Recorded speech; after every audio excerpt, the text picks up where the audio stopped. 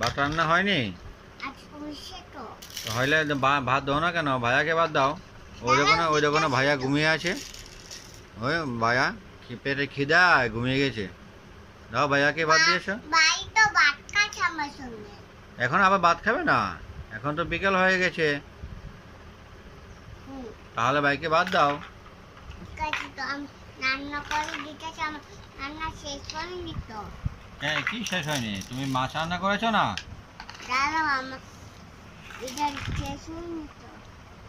ভাইয়াকে এই, আগে ভাইয়াকে ভাত দাও। ও ভাইয়া কান্না করছে, দেখতো দেখো তো।